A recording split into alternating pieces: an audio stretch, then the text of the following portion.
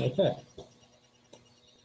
So tonight we're just chatting with Dr. Ruth Okoye. Is Yeah, that how we that's say it? right. Okay, good. I was nervous about that one. Was the K-12 director at the Source for Learning, which is a nonprofit in Reston, Virginia. And tonight she was just going to share a couple of slides about the website and some free tools that are available to teachers across the entire planet, and some really great resources. And hopefully goes into depth on a lot of the cool things that are out there and available, especially for new teachers that may be looking for some resources. So I'm just going to turn it over to her and let her kind of show us what she has. All right. Well, the Source for Learning, just to give a little bit of background, is a not-for-profit organization. We've been around for about 35 years. And our main thing is to provide online educational resources and services for teachers and families. That's our mission. And so we use educational broadband licenses to support our work. And we have four divisions: SFL broadband, K-12 education, early childhood education, and then parents and families. So, what I want to do real quick is to just show you a few things. Uh, we can start here with SFL broadband. You can see my screen? Okay, good. All right, so SFL broadband is a service that we have where we can provide internet access for students. Um, those who are not connected and need to be connected. It's really, important, especially now in the times when we have mobile going on, that we can have kids be able to do things, that other students can do. Because, sometimes you'll have a student who has, access in school, but not access at home so they can continue with whatever it is that they're doing in their education. So we provide for qualified organizations or schools, or for qualified students or teachers, it's free or low cost mobile hotspots on loan. And so we have 22 service areas where we have that service available. And right now we are uh, actually we have some availability in Anderson, Indiana, Bloomington, Indiana, Champaign, Illinois, Fort Worth, Texas, Kansas City, Missouri, Milwaukee, New Orleans, and Tampa, Florida. We do have a wait list for those people who are in our 22 areas that are not on that list that I just read. And so anyone who's interested really can just go to sflbroadband.com and register. And, our folks get back to people and tell them whether or not there's availability in their area, and whether or not we've got some availability for them, on a regular basis. So if you need to be on the wait list, they'll let you know. But generally speaking, they'll get back to people really quickly. So if there's anyone out there who really has interest in that and that service, really, a mobile hotspot, and they loan it to you and you don't have to pay for it. It's not bad, huh? So moving on, I can share with you a little bit about our early childhood education. Our early childhood folks, they operate a website. I'll bring it up here. It's Preschool First. And Preschool First is a service that they offer. Our early childhood folks offer it to provide low-cost formative assessment and targeted reporting for preschool kids. A lot of times preschool providers or teachers have difficulty saying where this child is with respect to their development and other things that they need to do. So they provide this service to allow for that. They also provide a lot of professional learning opportunities. Matter of fact, they're planning on October 28th family engagement webinar. So if there are any preschool teachers who are looking for information on family engagement, want to participate in that webinar, they can, email Sheila Tan, STAN at sflinc.org. And she would get back to you and register you for that webinar. And then we also offer leadership training for early childhood administrators. Again, the training is all free. And if you just, email us, we'll be able to provide that for you. It's really a very fun thing that we do. We like to be able to provide free and low cost services. So I'm going to move on. Want to talk a little bit more about some free training opportunities that we have for K-12 people. Let me pull up this. This is our Teachers First website, and I'll talk to you about that in a minute. But I do want to point out here under our professional resources, we've got OK to Ask. And OK to Ask is a free webinar series that we offer that is really based on guided exploration of technology websites and cool tools. And our full series started Tuesday, actually. And our topics this fall include things like coding, or the flipped classroom tools, Google search tips and tricks, audio boom in the classroom, and then we also have a session for tech coaches to help them with, tools and things, tricks of the trade that they need. So anyone who's interested in more information can come to this page here, teachersfirst.com/OK to ask, and get more information. We've got a PDF that's printable that tells you our entire schedule. And that's, like I said, free webinars. You can take those certificates and, use them as PD certification with your school. We also, in the K-12 space, offer a service called MySci Life. MySci Life is really a very interesting thing we have. It's a platform that is a social media platform. It's hard sometimes to do social media in a safe way for kids who are in K-12.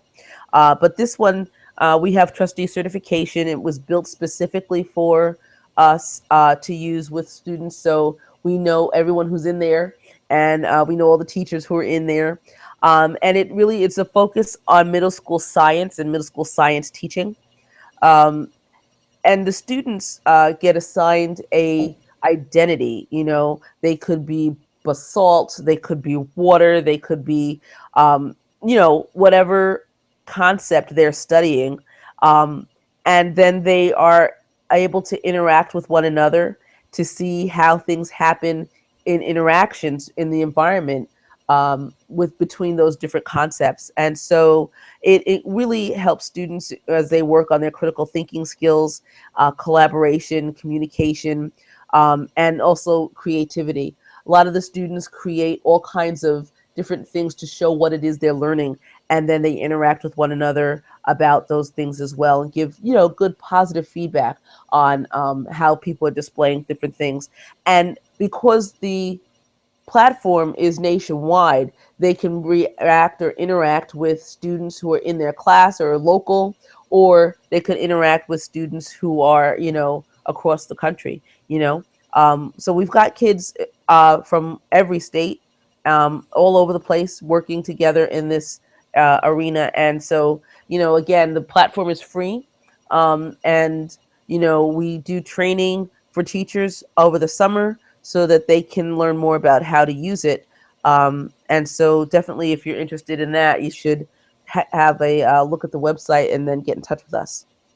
I'll say for anybody from Loudoun County who's watching that, I think that aligns really well with our Superintendent's Win to the World initiative, where we're talking about the 5 C's. If you mentioned collaboration, connectivity, creativity, and all that. So that sounds like a really cool site for the middle school kids to kind of take a look at.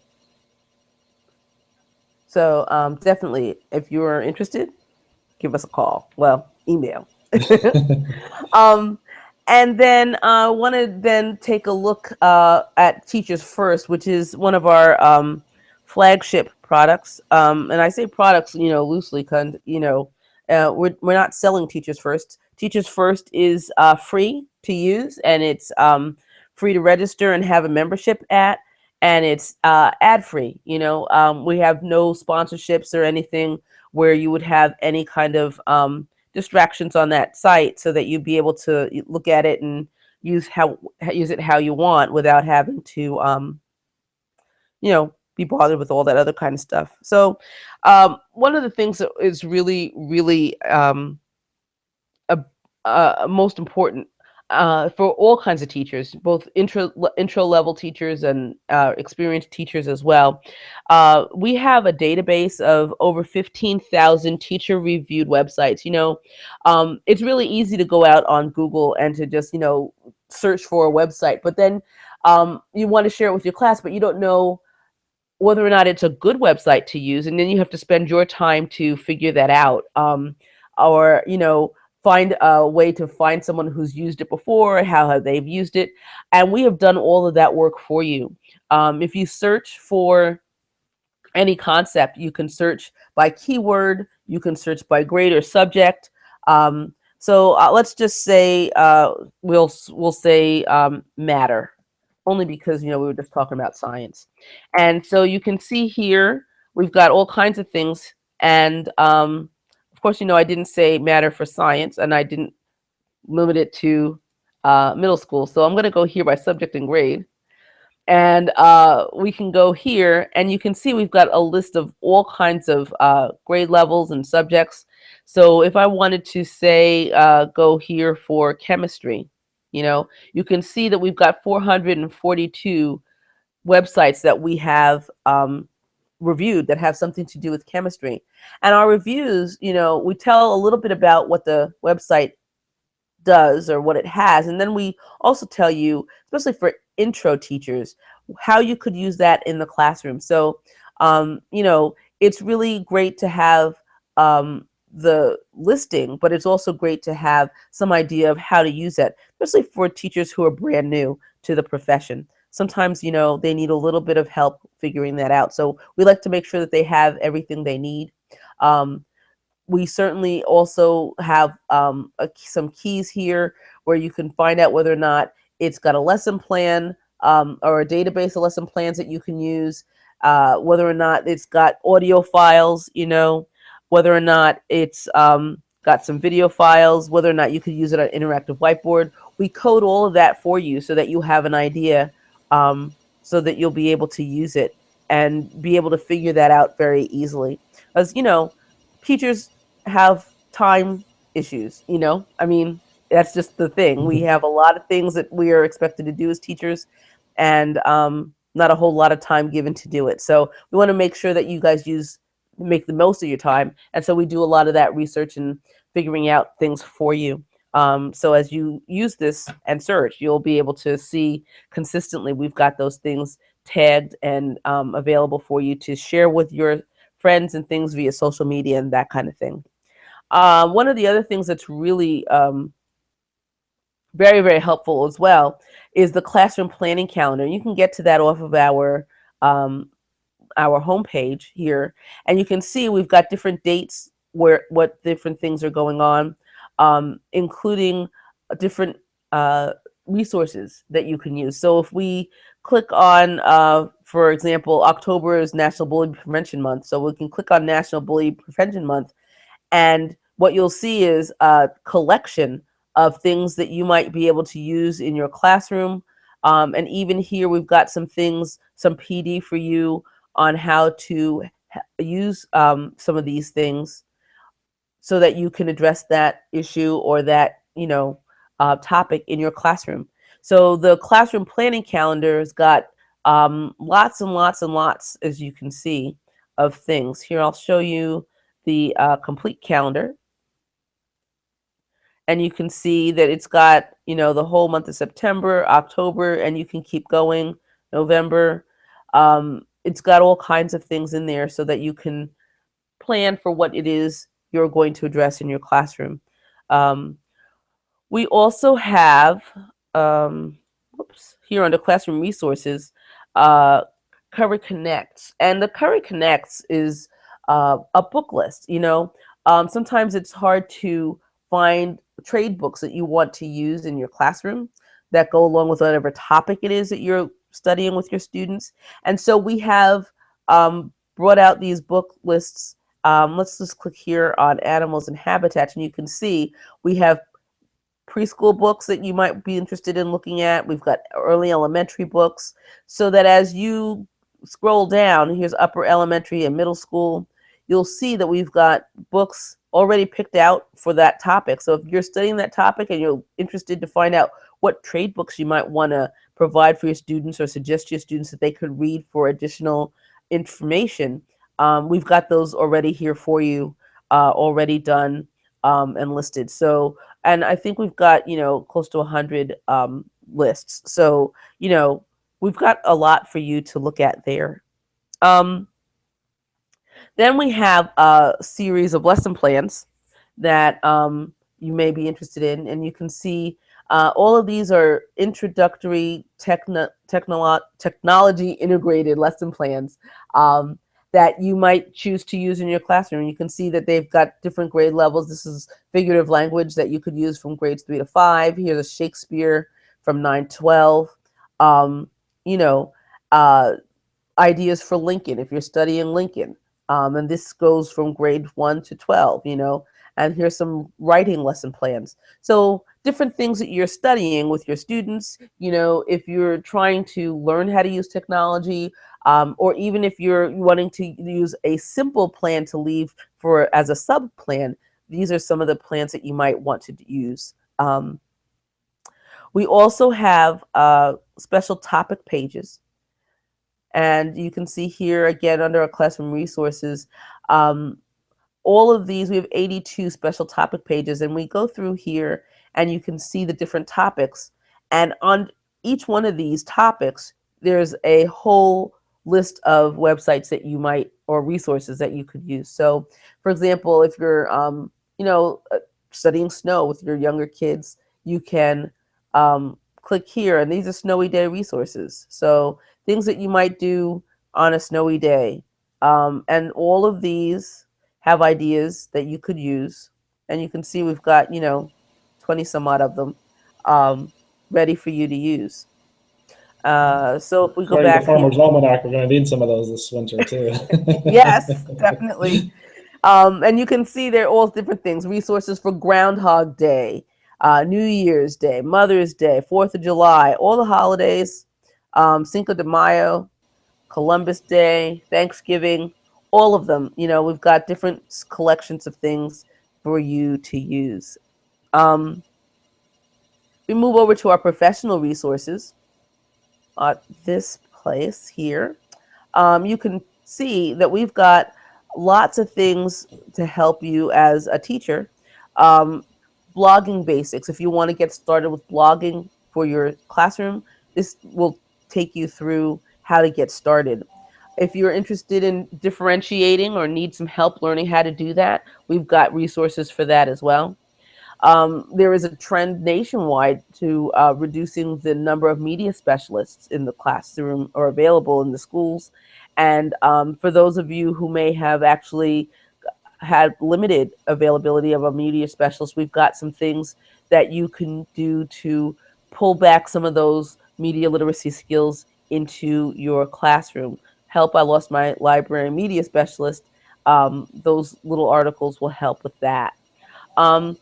Teachers who are new to the profession or substitutes, sometimes there are some things that they need to know that, veteran teachers have learned, over time. And so we've collected some different things for them so that they can, figure out how to do the things that they need to do. First day of school icebreakers, take one, pass it on is a blog. And then, 10 tips for student teachers. We've got all kinds of different things listed under all of those. One of the really great things that we do is create resources that help explain different things in the classroom. And Rubrics to the Rescue is one of those. Um, we've taken the idea of a rubric, and entry level teachers again have some difficulty sometimes understanding why or how to create them, and we've made that a little bit simpler, walking people through what to use, how to use, all of those kind of things for rubrics. And we do that for lots of different topics, but this is one specific that I wanted to point out. We also have ideas for those of you who want to learn how to better work with parents. Sometimes parents want additional things to have to do at after school with their kids, and they're asking you for resources, and we've provided those for you. Links to things, our Together Read site, even handouts and things that you can give to parents so that you can have those at the ready, so you don't have to kind of fumble if parents are asking you for additional information. We also have the Tech How and Why. And these are different things that you may or may not be aware of as a beginning teacher that might actually affect how it is you will be able to use technology in your classroom. Sometimes people hear about plugins and they're not quite sure what they're supposed to do with those or why that is affecting what they're trying to do. So we tried to break that down just a little bit. And then we have things for school policies on how to use technology, information on why you would want to do that, or how to interface with an administrator who wants to know why you're using certain things. So we've got that for you. Another thing we have is here, the Teacher's First Edge. A lot of the Web 2.0 tools that you can use in your classroom, we have categorized them. And you can see here on all these different categories, you can click here and we've categorized them, and we have reviewed them so that you have the opportunity to just say, okay, well, I want to create a timeline with my kids. So you click here under timelines, and then we've just pulled up a whole list of different things that you can use to make a timeline.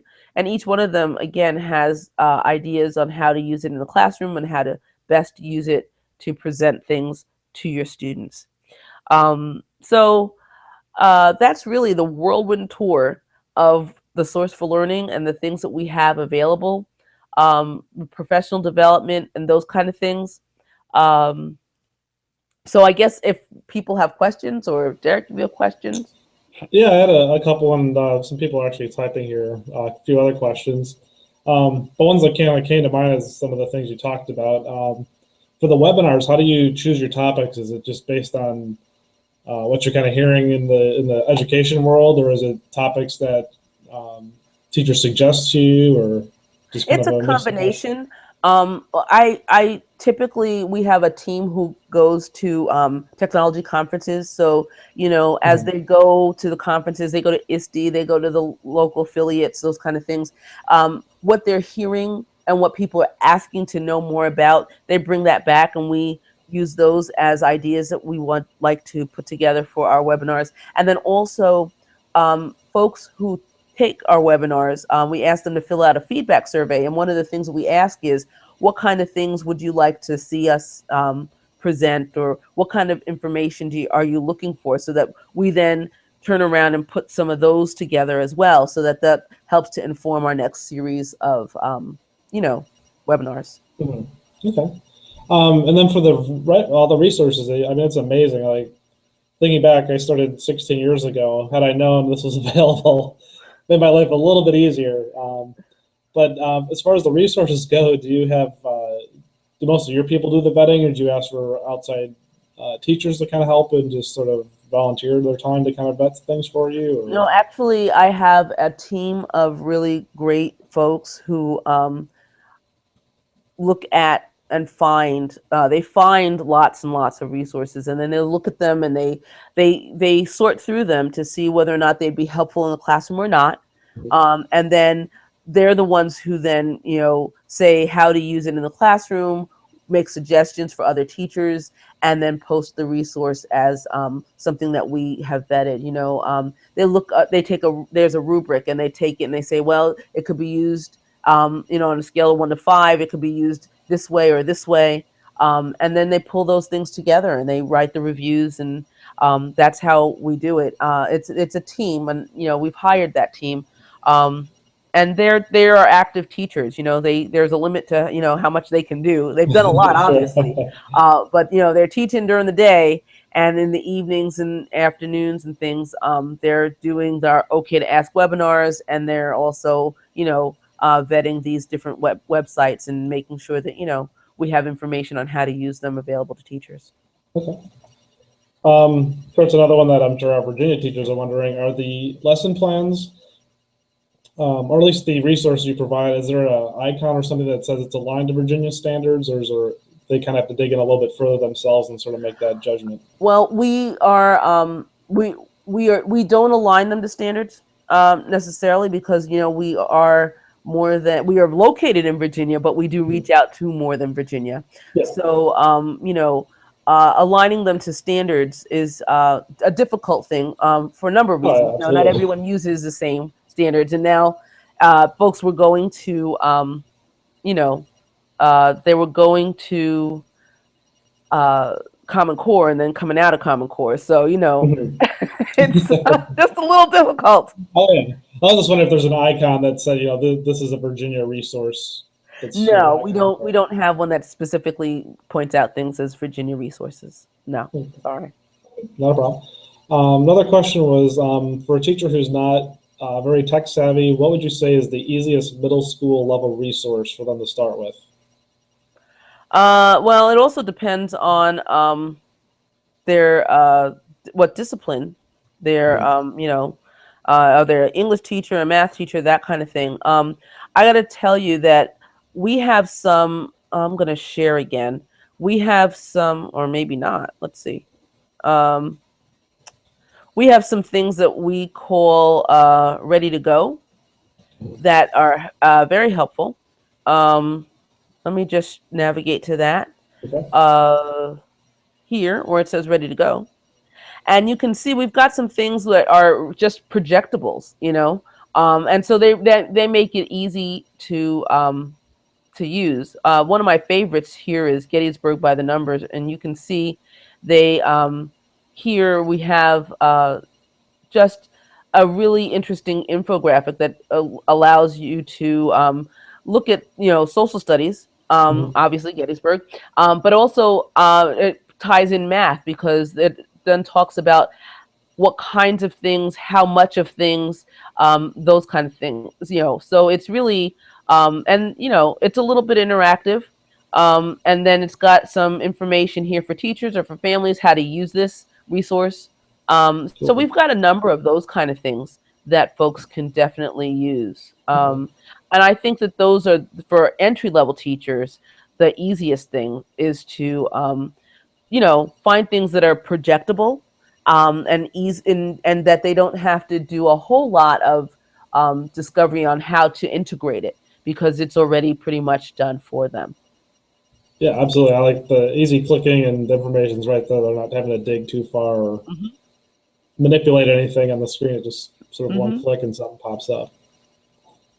Looks like the last question is, if someone was to present this to their teachers that they're building, what would be, do you feel, is your biggest selling point for any of your products? I mean, I'm obviously enthralled by all the products that you have available, and the ease of use and how it's all vetted, and the little icons. It's almost dummy proof to really, you can just find whatever you really need there. But as a employee, what would you think is your biggest selling point for getting these resources out and spread the word? I have to tell you the two things that really stand out to me. One is the website reviews, because I don't know that there really is anything that you could search for that we don't have something for. We have a resource that has been vetted, that has been reviewed on just about everything, and especially if you're talking about teachers who have time issues, if all they got to do is go to the website and search for something, they've got it, and if they have a membership to our site, and the membership is free, they can then hold on to their favorite resources and bookmark them so they can get back to them very easily. So, that's, I think, was one of the most important selling points. And then the other, like I said, is our OK to Ask sessions. Our OK to Ask sessions are, they're free PD, but, it's teachers talking to teachers, and if you've got questions, obviously it's OK to ask. And so we allow time for, we give pointed exploration. We time to explore this resource that's thematically related to what it is the topic is. And then we ask our participants to come back into the room. We use Adobe Connect. Come back into the room and then tell us what it is you found, how you might use it in the classroom, and any concerns you have that we can address right then and there. So it's really, you get a team of people who are in the room who are willing to help you figure out how you might want to use a resource. And also the participants help one another. So it's almost like, a mini PLC right there in terms of how you might do something. And it's short. It's an hour and a half, you get a chance to learn about a concept, explore resources that will help you with that concept, get some help figuring out how you might implement that. And then you move on. You have a chance to try that the next day in your classroom if you like. Yeah. Now, those webinars, I assume, are recorded then, and teachers can go back and watch them? They are recorded, and we do keep our archives out so that folks can, watch the archives. We only give professional development points for live attendance, though. Sure. Okay. And let's say if a school was interested in reaching out to you to have you maybe come out and just show some of your products to the staff at maybe a faculty meeting or something, is that an option? It is. Obviously, we're located in Virginia. Yeah, well, I'm being very self-absorbed. This is because I live in Reston, so I think Loudoun County, Fairfax are right here. So yeah, so that would be easy to do. And just email me. I am rokoye@sflinc.org. Definitely email me, and we can work something out. Those who are a little further out, if you email me because you want to introduce this to your teachers and tell me how many teachers you have, we can send you out some cards that'll help explain what it is we do, and a t-shirt or two that you can use as a prize during that session. So, we definitely, if you want to get the word out, we'll help you get the word out. And we certainly would like to, foster any kind of, joint effort, locally, abroad, and whatever, Yeah, and I mean, this is definitely something I want to bring back to our personnel office, because we do, I think last year we did 2 new teacher orientations in the fall and then one in the spring. And now this is a resource we can provide to new teachers, especially. I think that's a great thing for everybody. So yes, definitely. Mm-hmm. So let's see, I have one more question here. Is there any, I love schools. Is there a fee for having you come out to a local building, like say in Loudoun or Fairfax? No, not at all. We are a not-for-profit organization. It is our board of directors has charged us to, support teachers. So, if I can come in, it's local, I can certainly come and do some kind of in-service or some kind of, introduction of Teachers First. Definitely, we can do that. Excellent. Mm-hmm. All right. Well, that's all the questions I really had. Again, I really appreciate you taking the time tonight to show. I mean, again, if I was back in the classroom, this was 16 years ago, I'd be all over this, because why reinvent the wheel? There's obviously some great stuff out there, and there's something for everybody, it really seems like. So yeah. Mm-hmm. Again, I appreciate you guys taking the time to do all this work behind the scenes and sharing it with the world. So again, I'll be taking this back to the office this week and sharing it with everybody I can think of. So, And again, if they have questions or need assistance or whatever, they can email. And they, definitely tell the teachers about the okay to ask sessions, because it's free, and they can get coached, just on how to do things. Sure. Really easy. We may be able to even Next get one's them. coming up. I think next Tuesday we're having flipped classroom. So if you've got anybody who's interested in finding out more about the flipped classroom or what tools to use for flipped classroom, we're having that session next week. Very cool. Excellent. All right. Well, unless you have anything else to add, No, I appreciate you taking some time out of your evening tonight to share all this with us. So I'm sure many people will be in touch with you. At least I hope they will be. Well, that would be great. That would definitely be great. All right. Well, thank you again, and have a good evening, and hopefully we'll be in touch again. Okay. Thanks. Bye now. Thanks.